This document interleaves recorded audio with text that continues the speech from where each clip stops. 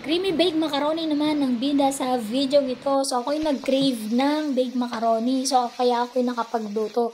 Ganun kasi kapag gusto kong kumain ng isang food, tapos gusto ko, ako na lang din yung magluluto para mas madami yung serving namin. So, kahit dadalawa lang kami, no? So, ayan yung sauce. Parang pagluluto lang ng spaghetti sauce. Tapos, ang pampalasa na nilagay ko dyan ay asin at saka paminta. Nung naluto na yung sauce or okay na yung panlasa sa akin, nilagay ko na yung nilaga ko na macaroni. Tapos tinimplan ko ulit ng kunting pampalasa at nilagyan ko ng maraming cheese sa ibabaw. So yung isang buong bar na cheese, kalahati yung nilagay ko doon, ginrate ko. Tapos sa bukod na pa, niluluto ko yung sauce, nilagyan ko ng 1/3 na butter, tapos isang can ng evap. Tapos nilagay ko yung kalahating ginrate ko pa na cheese para mas malasa.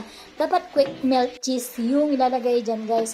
Kasi wala kasi akong nabili, kaya yung nilagay ko is yung ordinary cheese. Ginrate ko na lang para madaling matunaw. Ayan, so nilipat ko na yung macaroni dun sa Pyrex glass. Tapos, inilagay ko na yung sauce dun sa ibabaw ng macaroni. Ayan, guys.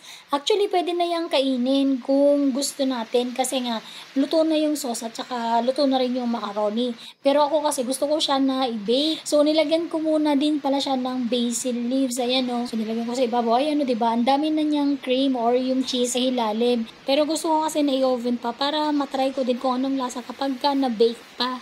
Tapos ayan guys, 'di ba umapaw-apaw yung kanyang creamy sauce.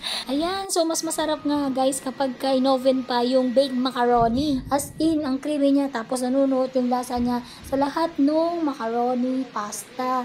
Ayan guys, kain tayo. Thank you for watching. God bless everyone. Bye!